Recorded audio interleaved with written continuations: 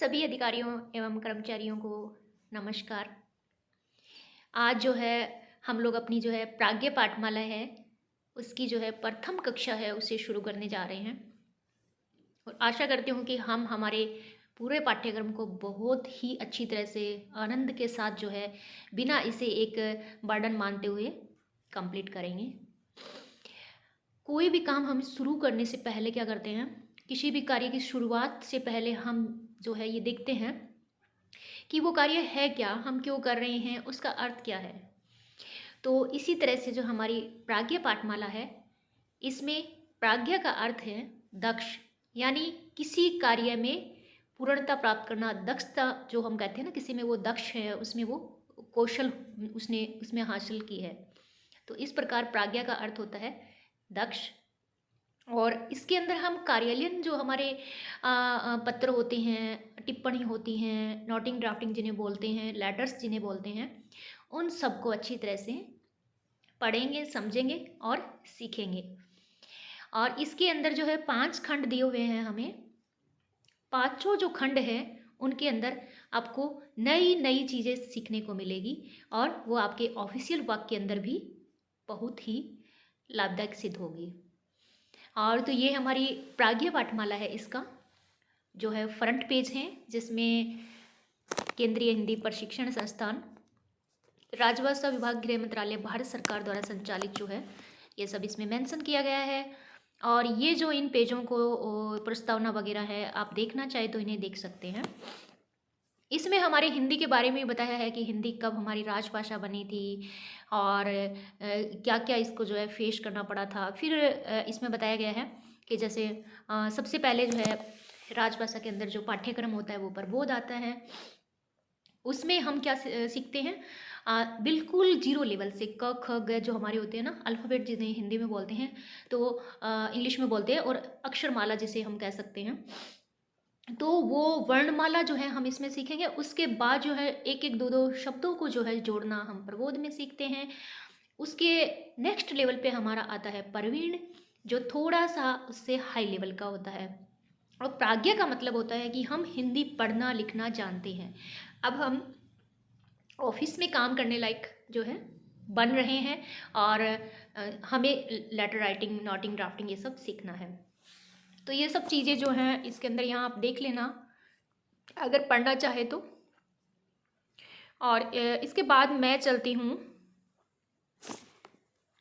सीधा अपने जो है पाठ्यक्रम की जो सिलेबस हमारा जो होता है, सिलेबस दिया होता है प्रत्येक पुस्तक का, उसमें तो आप देख रहे हैं यहाँ पे हमें विषय सूची जो है दिखाई दे रही हैं।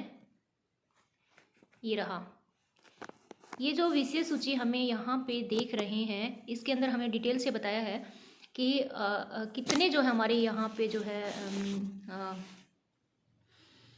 इसमें खंड हैं। खंड 1 देखिए सबसे ऊपर, ये वाला कार्यालयीन परिवेश पर आधारित इसमें पाठ हैं। और इसमें हमारा पहला जो है वो क्या है, हमारी प्रशासन व्यवस्था, दिस वन। और सेकंड है आवती की यात्रा, एंड थर्ड है अवकाश। क्योंकि ये सब चीज़ें हम हमारे ऑफिस में यूज़ करते हैं ना, हम कर्मचारियों को जो है छुट्टी लेनी पड़ती हैं, अनुशासनिक जो मामले होते हैं वो भी हमें हैंडल करने पड़ते हैं, और सेवा संबंधी मामले भी होते हैं, यानी हमारी सर्विस से संबंधी, और संघ की राजभाषा। तो हम हमारा पहला जो खंड है इसे स्टार्ट करते हैं। और सेकंड में देखिए, सेकंड बहुत इम्पोर्टेंट है। देखो यहाँ से, इसमें हम क्या सीखेंगे, पत्राचार और मसौदा लेखन। इसमें आएंगे हमारे सरकारी पत्र क्या होते हैं, अर्ध सरकारी क्या होते हैं, ज्ञापन क्या होते हैं, आदेश क्या होते हैं, और उसके बाद जो है परिपत्र क्या होते हैं, सारे जो है इसके अंदर हमें देखने को मिलेंगे। फिर आ जाता है हमारा टिप्पणी लेखन, ये देखो ये। तो इस टाइप से जो है फिर पूरक पाठ जो है, ये कुछ पाठमाला है। और पेपर में क्या आएगा, कैसे आएगा, इसे भी हम डिस्कस करेंगे। लेकिन इससे पहले जो है हम हमारे पाठ्यक्रम को जो है शुरू करते हैं। ये है हमारा लेसन 1, यानी खंड 1 के अंदर। तो कार्यालयीन परिवेश पर आधारित पाठ हैं, हम इसे थोड़ा सा पढ़ते हैं। मैं ज़ूम करने की कोशिश कर रही हूँ, बट ये इतना ही ज़ूम होने लायक है। भाई इससे ज़्यादा ये नहीं हो सकता क्योंकि फिर कट जाएगा इधर से, लेकिन ये विजिबल है, दिख रहा है। तो पार्ट 1 जो हमारी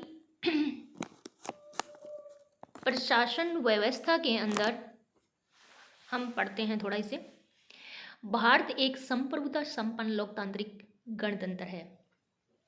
लोकतांत्रिक यानी गणतंत्र हमने अभी मनाया है। लोकतांत्रिक क्या है? डेमोक्रेसी हमारे यहाँ है और रिपब्लिक भी हैं हम। हमारे संविधान निर्माताओं ने संघीय प्रणाली की संकल्पना की है और संघ का सर्वोच्च प्रधान राष्ट्रपति होता है। उसकी सहायता के लिए उपराष्ट्रपति होता है। प्रशासन व्यवस्था के 3 मुख्य अंग जो हैं वो क्या है? विधायिका जो कानूनों को बनाती है, कार्यपालिका जो कानूनों को इम्प्लीमेंट करने का काम करती है, लागू करवाने का काम करती है, और न्यायपालिका क्या करती है? जो कानूनों का उल्लंघन करता है उन्हें दंड देती है, निष करती है। तो इसमें देखिए नंबर 1, लोकतांत्रिक व्यवस्था में सारी सत्ता जो होती है जनता के हाथों में होती है ना, क्योंकि हम ही वोट देकर हमारे जो नेता को चुनते हैं। वह राज्यों में विधानसभाओं के लिए विधायकों का तथा केंद्र में लोकसभा के सांसदों का चुनाव करती है। अभी मैंने बोला ना कि हम ही वोट देके राज्यों में विधानसभा और केंद्र में लोकसभा के जो सांसद होते हैं वो हमारी पावर से ही सिलेक्ट होते हैं। इस प्रक्रिया के संचालन के लिए इस प्रक्रिया जो ये लिखा है ना, यहाँ पे थोड़ी सी मिस्टेक है। ये के जो लिखा है यहाँ पे, ये अंडरलाइन हो गया ज़्यादा, ये के अलग आएगा, एक साथ जुड़ा हुआ नहीं है। ये जो लिखा है, इस प्रक्रिया के संचालन के लिए निर्वाचन आयोग की व्यवस्था की गई है। संसद के दोनों सदनों यानी लोकसभा और राज्यसभा का संचालन क्रमशः लोकसभा अध्यक्ष तथा राज्यसभा के सभापति यानी भारत के उपराष्ट्रपति करते हैं। राज्यसभा जो होती है उसके अंदर अध्यक्ष नहीं सभापति होते हैं, और उस सभापति को भारत का उपराष्ट्रपति भी हम कह सकते हैं, यानी उपराष्ट्रपति भी। तो क्या है, ब्रैकेट में इसने लिखा है राज्यसभा के सभापति यानी भारत के उपराष्ट्रपति जो है इसका संचालन करते हैं। उनकी सहायता के लिए क्रमशः उपाध्यक्ष एवं उपसभापति भी होते हैं। ठीक है, इन्होंने कहा कि प्रशासन में 3 चीज़ें होती हैं, विधायिका होती है, कार्यपालिका जो नियमों को जो है क्रियान्वित करती हैं, और फिर न्यायपालिका जो उनको लागू नहीं करने वाले, उनका जो है फॉलो नहीं करने वाले को पनिश देती हैं। फिर कह रहा है हमारी जो सरकार होती है उसमें लोकसभा राज्यसभा होती है, उसके लिए हमारा लोकसभा अध्यक्ष और राज्यसभा का सभापति होते हैं। उनकी सहायता के लिए क्रमशः क्या होता है, उपाध्यक्ष, लोकसभा उपाध्यक्ष और राज्यसभा में उपसभापति होते हैं। 2 नंबर देखिए, प्रशासन की व्यवस्था को समझाने के लिए पाठ दिया गया है। वैसे तो आप सभी अधिकारीगण और कर्मचारी जो है, मैं आशा करती हूँ कि आप लोग इतने आई थिंक काफ़ी सीनियर भी होंगे मेरे से और कुछ जूनियर भी होंगे, लेकिन सब लोग यहाँ तक आए तो ये सब चीज़ें हम पढ़ चुके हैं, लेकिन फिर भी हमें फिर से रिमाइंड करवाया जा रहा है कि कहीं आप अपनी सर्विस में जाने के बाद ये चीज़ें भूल तो नहीं गए हैं। तो उसीलिए जो है इसे यहाँ पे दिया गया है इस पाठ को। 2 नंबर देखिए, देश के प्रशासनिक प्रधान राष्ट्रपति हैं। सबको पता है हमारे देश में जो है सबसे उच्च स्थान किसका होता है, राष्ट्रपति का होता है। तो वो क्या है, प्रशासनिक प्रधान है। उन्हीं के नाम से सारा प्रशासनिक कार्य किया जाता है। भारत के सभी नागरिक जिनके आयु 18 वर्ष से अधिक हैं वो क्या है, लोकसभा सदस्यों यानी सांसदों का चुनाव वोट डालकर करते हैं। राष्ट्रपति बहुमत से नेता को सरकार का गठन करने के लिए आमंत्रित करता है ना। बहुमत दल का जो नेता होता है ना, बहुमत दल के नेता को सरकार का गठन करने के लिए राष्ट्रपति इनवाइट करता है। कभी कभी एक दल को बहुमत नहीं मिलता तब कई दल मिलकर सरकार का गठन करते हैं, और राष्ट्रपति प्रधानमंत्री की सलाह से मंत्रिमंडल का गठन भी करता है। मंत्रिमंडल में 2 स्तर के मंत्री होते हैं, मंत्रिमंडल स्तर के और राज्य स्तर के मंत्री। तो ये सब चीज़ें तो हम हमारी लोकसभा का सेशन चलता है तब देखते ही हैं कि मंत्रिमंडल के अंदर जो हमारे जो सेशन चलता है उसमें कितने तरह के मंत्री आते हैं। कुछ मंत्रिमंडल के होते हैं, कुछ राज्य मंत्री होते हैं, है ना। तो इसमें इन्होंने बताया है कि जो सरकार का जो गठन करते हैं उसमें जो है दोनों ही तरह के मंत्रियों का जो है संचालन जो है और इसमें गठन किया जाता है, जो प्रशासनिक व्यवस्था को संचालित करते हैं। न्यायपालिका की पूर्ण स्वतंत्रता न्यायपालिका को पूर्ण स्वतंत्रता एवं निष्पक्षता की गारंटी संविधान में प्रदान की गई है। यानी हमारी जो जुडिशरी जो है that is totally different from the हमारी जो एडमिनिस्ट्रेटिव सिस्टम जो है, क्योंकि उसको क्या है, फ्रीडम है ना, हम कानूनों से बंधे हैं, वो फ्रीडम है, वो क्या है, पूर्ण स्वतंत्र रूप से निर्णय ले सकती है। संघ में उच्चतम न्यायालय तथा राज्यों में उच्च न्यायालयों की व्यवस्था है। सबको पता है हमारे यहाँ सुप्रीम कोर्ट है, और राज्यों के अंदर क्या होती है, हाई कोर्ट्स होती हैं, और राष्ट्रपति उच्चतम तथा उच्च न्यायालयों के न्यायाधीशों की भी नियुक्ति करते हैं। अब जो उच्च और उच्चतम न्यायालय जो होते हैं ना, उनके न्यायाधीशों की नियुक्ति जो है वो राष्ट्रपति करता है, न कि प्रधानमंत्री। और उसके बाद जो है, उसके बाद हमारे पास आ रहा है केंद्र सरकार देश और जनता के हित में काम करती है। सरकारी तंत्र का ढांचा केंद्र और राज्य दोनों स्तरों पर एक समान होता है। कुछ राज्यों में विधानमंडल के दो सदन है ना, विधानसभा और विधान परिषद, तब कुछ राज्यों में केवल एक विधानसभा ही कार्य करती है। तो कहते हैं कि देश का प्रशासन जो है, केंद्र सरकार जो है देश के शासन। अब यहाँ देखिए, जो केंद्र सरकार जो शब्द हमारे सामने आ गया है, इसका मतलब हम कर्मचारी लोग इसमें सहायता कर रहे हैं, है ना। तो फिर हमारे इधर उधर घूम घाम के ये हमारे पास ये आ गई है प्रशासन की जो है, जो कार्य जो होते हैं। तो सरकारी तंत्र का ढांचा भी बोल रहे हैं केंद्र और राज्यों में अलग अलग होता है। किसी में विधानमंडल होता है, किसी में विधान परिषद होती हैं, और कई जगह दोनों ही काम करती हैं। तो सरकारी काम का आवंटन देखिए, अब हमारा काम आता है सरकारी तंत्र को चलाने के लिए समूचे काम का आवंटन यानी डिस्ट्रीब्यूशन किया जाता है। इसी आवंटन के आधार पर मंत्रालय स्थापित किए गए हैं। अब आप देख सकते हैं कि हमारे देश में कोई एक मंत्रालय नहीं है और जो कि पूरे देश के जो है प्रशासन को संचालित कर सके। अलग अलग मंत्रालय हैं, आप देख सकते हैं, वित्त मंत्रालय हैं और गृह मंत्रालय हैं। इसी तरह से जो है हर एरिया के अलग अलग मंत्रालय अपने अपने स्तर पे काम करते हैं, लेकिन सबका उद्देश्य एक ही होता है, क्या?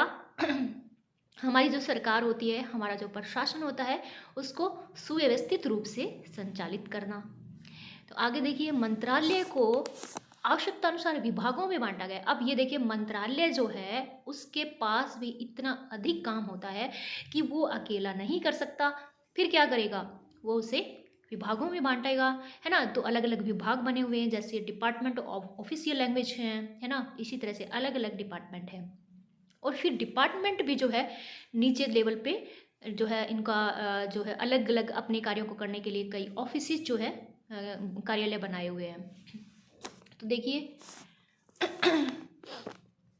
ये सब हमारा ढांचा कैसा है ना प्रशासन का, उसको समझाने के लिए हमें स्टार्टिंग के अंदर, तभी तो हम दक्ष हो सके ना, प्राज्ञामीन दक्ष हो पाएंगे तभी जब हम हमारे ढांचे को समझ पाएंगे।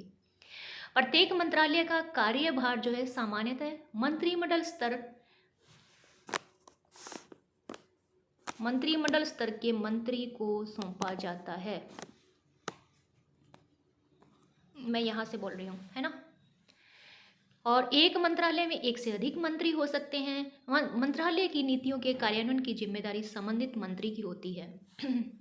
सबको पता है, जिस मंत्रालय में कोई मंत्री बैठता है उससे संबंधित जितनी भी जो है जिम्मेदारियां होती हैं उससे जो है मिनिस्टर की होती है। मंत्रालय या विभाग की प्रशासनिक जिम्मेदारी सचिव पर होती है। अब जो जैसे हम विदेश मंत्रालय को लेते हैं या हमारे होम मिनिस्ट्री जो है गृह मंत्रालय को लेते हैं, तो यहाँ पे हमारा हेड होता है, जैसे अमित शाह जी हैं, तो उसकी जिम्मेदारी जो ना, उस विभाग की जिम्मेदारी जो होती है उनके पास है, और उसके उस मंत्रालय को जो है सही तरह से नीचे से जो है ना जो है सुचारू रूप से संचालित करने के लिए सचिव बैठे हैं, और वही मंत्रालय या विभाग का प्रशासनिक प्रधान होता है। तो नीति संबंधी मामलों में मंत्री का सलाहकार भी होता है ना। मंत्रालय के कामों को सुचारू रूप से निपटाने के लिए इसे विभिन्न सकंदों यानी प्रभागों, शाखाओं, अनुभागों में बांटा गया है। मैंने अभी बताया ना, अलग अलग तरह के अनुभागों में बांटा गया है। सकंद का प्रभारी संयुक्त सचिव होता है, और प्रभाग का कार्यभार निदेशक या उप सचिव देखता है।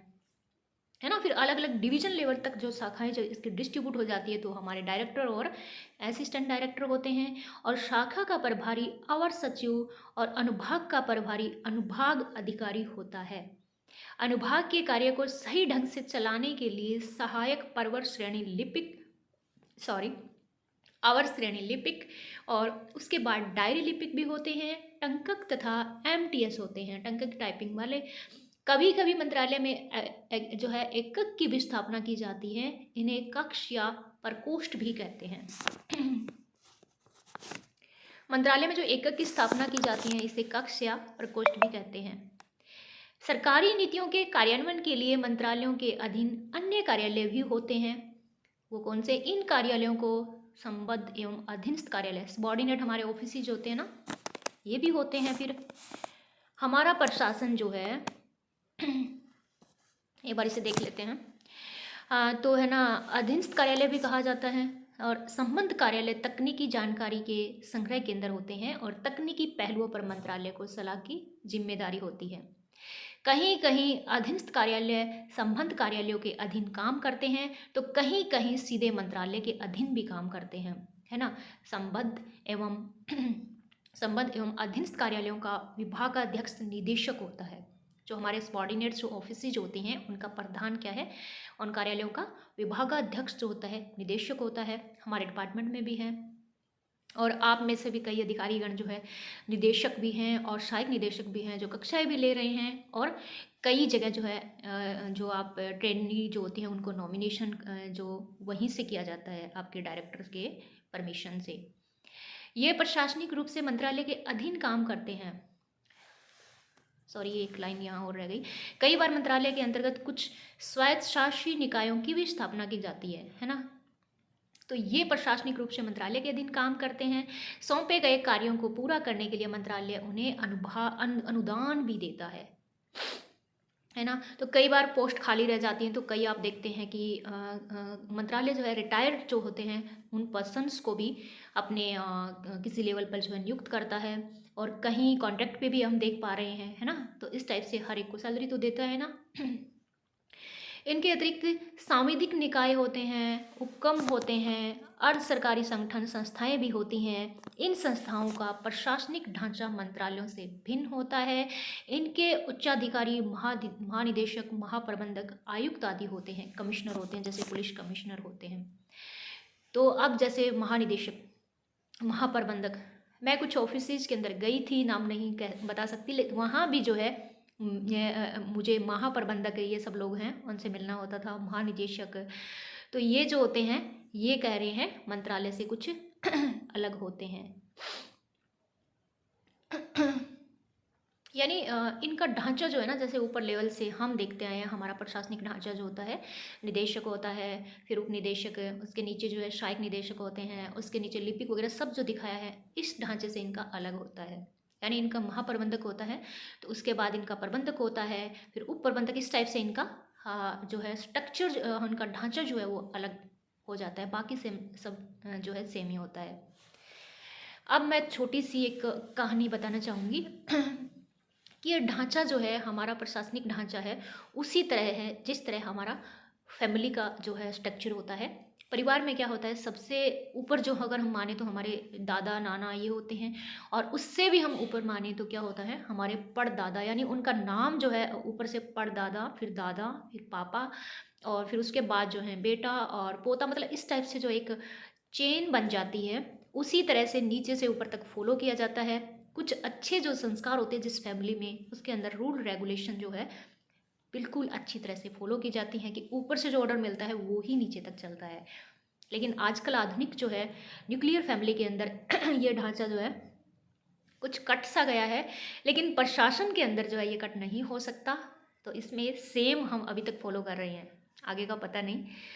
अब देखिए इसमें कुछ सहायक शब्दावली हैं जिसे हम यहाँ देखेंगे।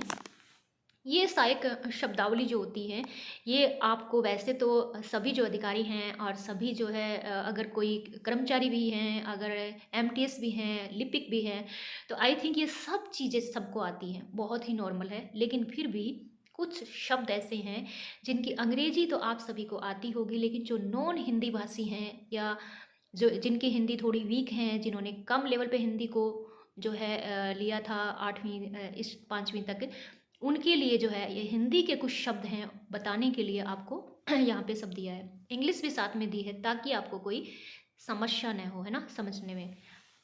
तो अब हम देखते हैं शब्दावली। देखिए, सबसे पहले है संप्रभुता। संप्रभुता यानी सॉवरेनिटी, यानी संप्रभु राष्ट्र है हमारा, है ना। बाहरी बाउंड्रियों से हमारा देश जो है सुरक्षित है, स्वतंत्र है, किसी के बर्डन के नीचे नहीं है।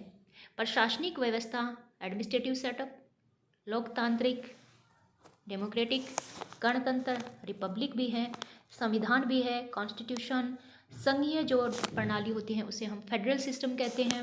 सर्वोच्च प्रधान सुप्रीम हेड होता है। प्रेसिडेंट हमारा राष्ट्रपति होता है। वाइस प्रेसिडेंट दैट इज उपराष्ट्रपति। विधायिका जो होती है वो हमारी लेजिस्लेचर होती है। और कार्यपालिका जो होती है एग्जीक्यूटिव होती है, यानी कार्यों को एग्जीक्यूट करने के लिए।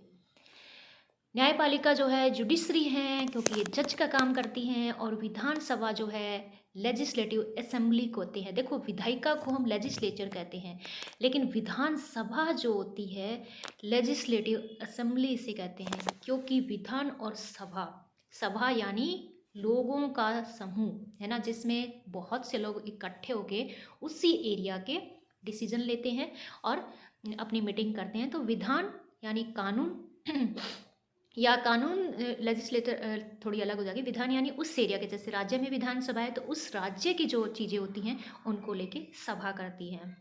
असेंबली आप समझ सकते हैं, असेंबल यानी इकट्ठा, सब इकट्ठे होते हैं। और विधान परिषद जो होती हैं वो होती तो लेजिस्लेटिव होती है, लेकिन काउंसिल होती है, यानी विधानसभा से थोड़ी छोटी होती है काउंसिल, है ना, आप समझ सकते हैं। और विधायक होते हैं, हम सब जानते हैं, हमारे एमएलए जिन्हें बोलते हैं, है ना। एमएलए क्या होता है? लेजिस्लेचर। और ये जो एम का मतलब होता है मेंबर, और लेजिस्लेटिव और असेंबली। असेंबली का जो होता है विधानसभा हमारी ये वाली है ना, इसका जो मेंबर होता है वो होता है हमारा विधायक। और संसद जो होती है मेंबर ऑफ पार्लियामेंट। फिर जो है इससे थोड़ा सा एमएलए से बड़े क्या होते हैं, एमपी होते हैं, है ना। हम कहते हैं कि हम एमएलए से मिले थे, फिर कहेंगे नहीं हम एमपी से मिले थे। तो एमपी जो है वो पार्लियामेंट का जो है मेंबर हो गया, मेंबर ऑफ पार्लियामेंट, तो वो उससे थोड़ा सा लेवल उसका हाई हो जाता है। उसके बाद देखिए प्रोसेस, प्रक्रिया होती है। इलेक्शन कमीशन जो है, निर्वाचन आयोग होता है, संसद हमारी पार्लियामेंट होती है, अध्यक्ष जो स्पीकर होता है, और डिप्यूटी स्पीकर हमारा जो है, स्पीकर ये शायद पीछे है ना, हाँ, तो डिप्टी स्पीकर हमारा जो होता है उपाध्यक्ष होता है। उच्चतम न्यायालय सुप्रीम कोर्ट होती है। चीफ जस्टिस मुख्य न्यायाधीश होता है। उच्च न्यायालय में हाई कोर्ट होती है और जज न्यायाधीश होता है। उच्च न्यायालय, हाई कोर्ट और जज न्यायाधीश। उसके बाद जो आते हैं राइट साइड में देखिए, संयुक्त सचिव जो है जॉइंट सेक्रेटरी होता है। और डायरेक्टर जो होता है हमारा निदेशक कहते हैं इसे, है ना, सबको पता है। उप सचिव डिप्टी सेक्रेटरी। और अवर सचिव जो होता है अंडर सेक्रेटरी। इसे देखिए, उप तो सबको पता है डिप्टी होता है, लेकिन नीचे जो होता है ना अंडर सेक्रेटरी होता है, उसे हम अवर कहते हैं। नीचे नहीं बोलेंगे, अंडर का मतलब नीचे होता है, लेकिन नहीं, हम इसे आवर बोलेंगे, अपर भी नहीं, आवर। और सेक्शन ऑफिसर होता है, अनुभाग अधिकारी होता है, सहायक होता है, असिस्टेंट, है ना। बहुत शब्द दिए भाई, लेकिन हम इन्हें देखेंगे, कोई बात नहीं, हमारे काम के शब्द हैं। पर्वत श्रेणी लिपिक होता है, अपर डिवीजन क्लर्क, यूडीसी जिसे बोलते हैं, उसे हम हिंदी में क्या बोलेंगे, पर्वत श्रेणी लिपिक। और नीचे जो लोअर डिवीजन क्लर्क होते हैं, एलडीसी होते हैं, उसे हम आवर बोलेंगे। यानी अंडर जो होता है ना, अंडर का अर्थ ही आवर होता है। आवर सेक्रेटरी हो सकता है, आवर इसी तरह से हमारा क्लैरिकल स्टाफ हो सकता है ना। हाँ, लोअर डिवीजन जो होता है आवर श्रेणी लिपिक। फिर देखो टाइपिस्ट जो होता है उसे हम टंकक कहते हैं। और एक एक पीछे एक शब्द आया था कि कई बार जो है एकक की स्थापना भी की जाती है, यानी कोई यूनिट, है ना। कक्ष या प्रकोष्ठ हम सेल कहते हैं, कोई भी कक्ष या प्रकोष्ठ को। क्रियान्वयन या कार्यान्वयन के लिए हम इम्प्लीमेंटेशन का प्रयोग करते हैं। संबंध कार्यालय जो होते हैं, हमारे जो संबंधित कार्यालय होते हैं, उसे हम सबॉर्डिनेट ऑफिसेज कहते हैं। और तकनीक पहलू के लिए हम टेक्निकल एस्पेक्ट का प्रयोग करते हैं। स्वायत्त शासी निकाय के लिए हम ऑटोनोमस बॉडी यूज करते हैं। अनुदान जो होता है उसके लिए हम ग्रांट का प्रयोग करते हैं, यानी अनुदान देना, ग्रांट। सांविधिक निकाय जो होता है वो होती है हमारी स्टेटरी बॉडी होती हैं। उपक्रम हमारे अंडरटेकिंग होते हैं। ये अंडरटेकिंग शब्द जो है बैंक के सामने जो है, बैंक जो होता है ना, गवर्नमेंट अंडरटेकिंग, ऐसा मैंने ये अभी देखा है किसी बैंकों के जो गवर्नमेंट बैंक होते हैं ना, उनके लिखा होता है। महानिदेशक निदेशक जो होता है वो डायरेक्टर जनरल होता है। महानिदेशक डायरेक्टर जनरल, और महाप्रबंधक जनरल मैनेजर हो जाता है। उसके बाद जो है यहाँ से हम देखते हैं कहाँ हम देख गए, हम जज तक पढ़ा था, है ना। तो यहाँ गठबंधन से देखिए, गठबंधन होता है एलियंस, और मंत्रिमंडल कैबिनेट होता है। राज्य मंत्री हमारे मिनिस्टर ऑफ स्टेट होते हैं। आवंटन जो होता है वो अलॉटमेंट होता है, किसी चीज़ का आवंटन किया जाता है। और विभाग डिपार्टमेंट होते हैं। सचिव जो होते हैं वो सेक्रेटरी होते हैं। और प्रशासनिक प्रधान एडमिनिस्ट्रेटिव हेड, जो हमारे एडमिनिस्ट्रेशन के अंदर हेड होता है उसे हम प्रधान कहते हैं हिंदी में। और किसी से हम एडवाइस लेते हैं, एडवाइजर के लिए एक शब्द का प्रयोग किया जाता है सलाहकार, ये रहा, है ना, हिंदी में। सकंद होता है विंग, है ना। और विभाग डिवीजन होते हैं। शाखा होती है ब्रांच, कहते हैं ना इस ऑफिस की ब्रांच वहाँ भी है, यानी इसकी शाखा। पेड़ की जैसे शाखाएं होती है ना, उसी तरह से पेड़ एक होता है, तो हो सकता है कि विभाग या उसका हेड ऑफिस या उसका मिनिस्ट्री एक है, लेकिन उसकी ऑफिसेज की ब्रांचेज जो होती हैं अलग अलग होती हैं, तो उसे हम शाखा कहते हैं हिंदी में। अनुभाग सेक्शन होता है। अवर सचिव जो होता है, एडिशनल जो है सेक्रेटरी, इसे हम अपर सचिव कहते हैं। एडिशनल सेक्रेटरी को अपर जो है सचिव बोला जाता है। एक चीज़ यहाँ पे देखने की थोड़ी सी ज़रूरत है, मैं रेड लाइन कर रही हूँ। एक होता है इससे नीचे देखिए, आवर सचिव, व सिर्फ व और पे का डिफरेंस इनमें दिखाई दे रहा है। आवर सचिव अंडर सेक्रेटरी होता है, अपर सचिव यानी एडिशनल सेक्रेटरी होता है ना। तो दोनों जो है हमारी जो सेक्रेटरी होते हैं इनके लिए अलग अलग शब्द का प्रयोग किया जाता है हिंदी में। इंग्लिश में तो है ही। थोड़ा सा आवर और अपर जो है आप कंफ्यूजिंग, मतलब इनमें गलती ना करें, अगर एग्जाम में आ जाए इनको हिंदी बनाना आ जाए तो इस टाइप से जो है मिस्टेक ना करें। और प्रधान लिपिक, यहाँ से बोल रही हूँ मैं, नीचे से ऊपर चलेंगे हम थोड़ा सा। हेड क्लर्क होता है, और सुपरिटेंडेंट होता है ना ऑफिस में, उसे हम अधीक्षक कहते हैं। डिप्टी डायरेक्टर तो उपनिदेशक होता ही है। संयुक्त डायरेक्टर जो होता है जॉइंट डायरेक्टर होता है। संयुक्त निदेशक जो होता है जॉइंट डायरेक्टर होता है। आयुक्त जो होता है पुलिस कमिश्नर जिसे बोलते हैं। महाप्रबंधक हम पढ़ के गए थे अभी, जनरल मैनेजर होता है। अब इसमें आ रहा है आवती की यात्रा। आवती जो होती हैं वैसे आप सभी को पता होगा,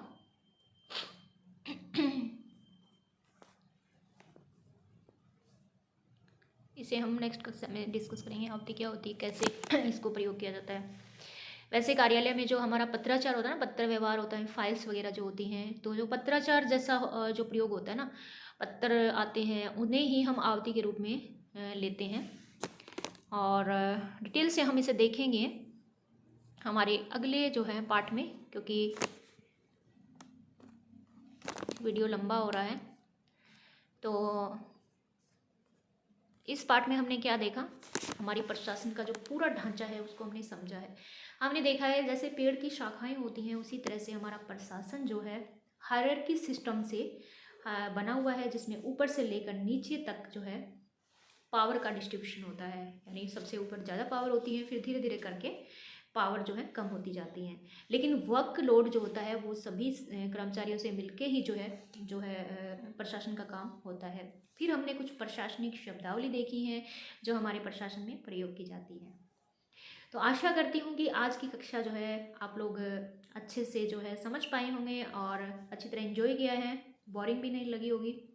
और अगर आपको वीडियो अच्छा लगा हो तो लाइक कर देना, और जो कक्षाएं नहीं ले पा रहे हैं उनके अंदर शेयर भी कर देना ताकि सबका भला हो सके। और वीडियो को जो है या चैनल को है सब्सक्राइब कर देना लाइक करने के साथ साथ। कमेंट में आप डाल देना अगर आपकी कोई भी समस्या है तो वहाँ पे आप डाल सकते हैं, मुझे पर्सनली भी पूछ सकते हैं।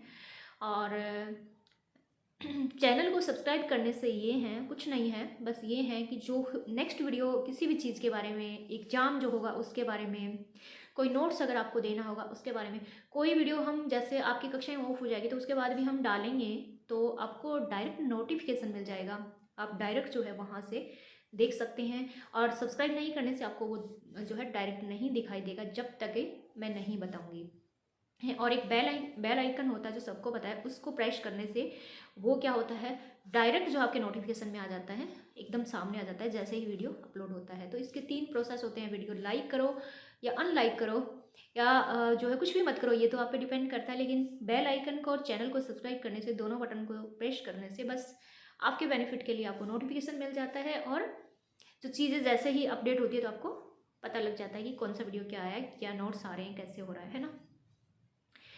और बाकी एंजॉय कीजिए। आपका कोई भी सवाल हो तो आप अगली कक्षा में पूछ सकते हैं। इसी तरह हम अपने प्राज्ञा पाठ्यक्रम को जो है धीरे धीरे लेकर चलेंगे। Okay bye, all the best, take care.